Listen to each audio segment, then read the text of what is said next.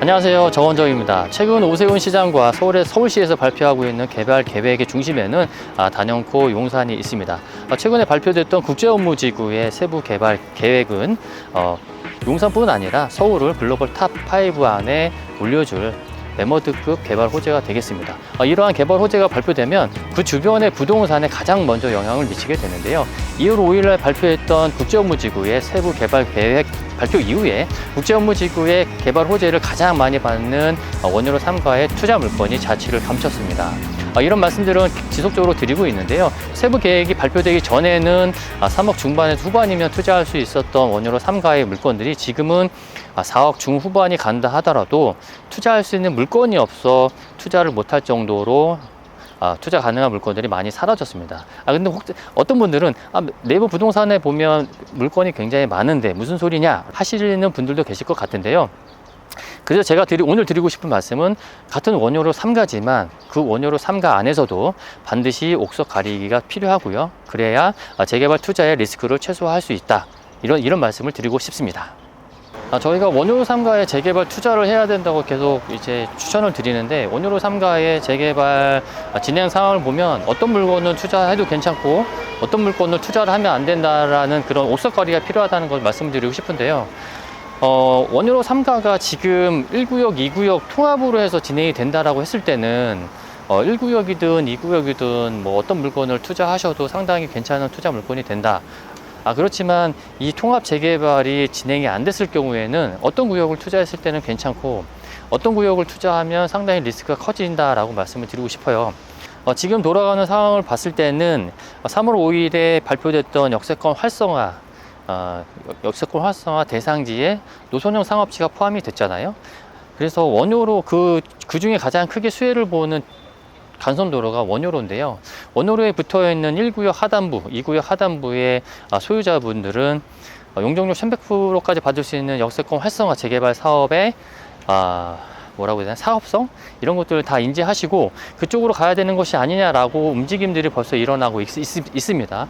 그렇기 때문에 원효로 3가 통합 재개발이 되기 위해서는 1구역 하단부, 2구역 하단부의 토지등 소유자분들이 전체 통합에 대해서 동의를 하셔야 이 원효로 3가가 1, 2구역이 통합이 될 텐데, 그게 만약에 어렵다라고 하면 원효로 3가가 통합돼서 진행이 되기는 어려울 것 같다.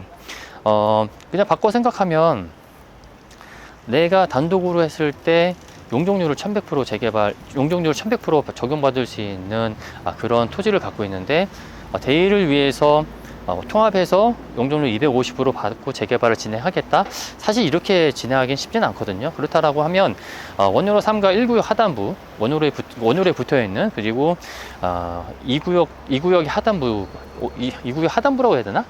아무튼 원효로에 붙어있는 1구역, 2구역 아래쪽 부분은 역세권 활성화로 진행이 되지 않을까, 그렇게 예상이 되고요. 여기 양쪽이 노선형 사업지로 포함이 되어 있기 때문에 여기 대로변을 포함해서 하나의 가로구역을 정하면 역세권 활성화 재개발 사업이 가능하다. 대신에 아까 말씀드렸던 노후도 요건 30년 이상이 60%, 그리고 2층 이하의 건축물이 50%거나 또는 150제곱미터, 그러니까 약 45평 정도 되는 과수필지 비율이 40% 이상이 되어야 되거든요. 근데 이제 노선형 상업지의 재개발 가능한 지역들은 강남권은 사실은 없고요. 강남권, 예를 들어서 강남권에 있는 노선형 사업지가 이제 봉은사로나 언주로인데요. 언주로 주변에 이면도로에 45평 정도 되는 과수필지 비율이 40% 이상이 되는 지역, 또는 2층 이하의 건축물 비율이 50% 이상 되는 지역을 생각해보면 이런 데 있을까라고 생각하실 것 같아요. 그래서 아마 강남권, 특히 이제 강남권 중심부에는 절대 노선형 상업지로 해서 역세권 재개발이 되기는 조금 쉽지 않고, 될 수 있는 지역들은 말씀드렸던 대로 이제 원효로, 그리고 물론 이제 약간 북쪽으로 조금 더 올라가면 가능은 하지만, 대신 그런 지역들은 이번에 노선형 상업지 역세권에 1100%까지 받으려면 업무시설, 그리고 또는 호텔, 관광 숙박시설을 포함해야 1100%까지 받을 수 있잖아요. 근데 그런 요건까지 충족해서 1100%까지 받을 수 있는 지역은 원효로 일대가 유일하다라고 생각이 됩니다. 그래서 원효로 일대 투자할 때는 역세권 활성화 재개발 사업이 가능한 지역에 투자를 하시는 것도 굉장히 소액 투자에서 상당히 큰 효과를 볼 수 있지 않을까라고 하는 거고요. 특히나 용적률이 1100%라고 하는 거는 이 지역이 포함되는 지역은 무조건 재개발을 하라는 얘기예요.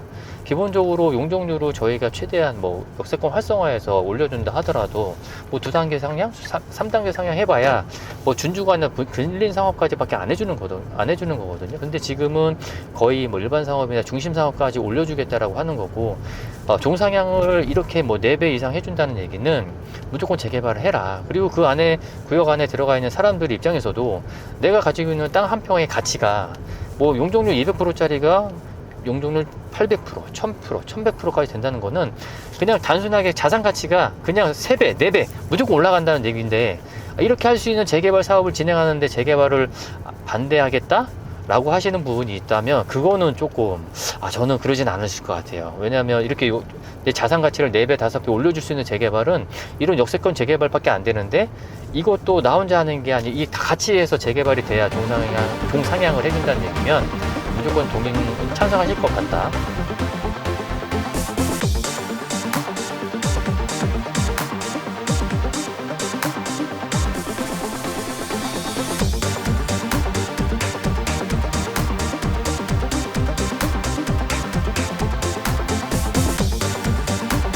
저기 보이시는 마사이 건물 옆에 있는 그 건물하고요.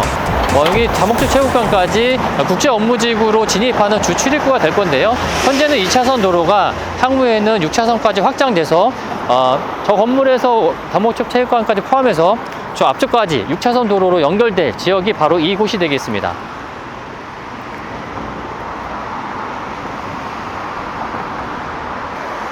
저 뒤로 보이시는 건물이 제가 말씀드렸던 월드 메리디안 용산 오피스텔이고요. 지금 6월 준공을 앞두고 한창 공사 중에 있습니다. 월드 메리디안 오피스텔의 장점은요, 우선 바로 앞에 보이는 국제 업무지구의 최대 수혜지라고 볼 수 있고요. 두 번째는 신속통합이든 역세권 활성화 재개발 사업이든 어떤 재개발도 가능한 위치에 속해 있다는 점이고요. 마지막 세 번째는 1월 10일 날 발표한 일시 대책의 혜택을 받을 수가 있습니다. 그래서 취등록세는 4.6%로 동일하겠지만 양도세, 종부세에서 주택수가 제외되는 물건이 되겠습니다. 많은 분들이 원효로 3가에 투자를 하기 희망하시고요. 국제 업무지구의 개발 사업이 진행될수록 원효로 3가의 가치는 그만큼 더 빠르게 올라갈 것으로 확신합니다. 원효로 3가에 투자하고 싶으신 분, 재개발 투자 물건에도 옥석 가리기가 하고 싶으신 분들은 언제든지 연락 주시면 자세한 상담 드리도록 하겠습니다. 감사합니다.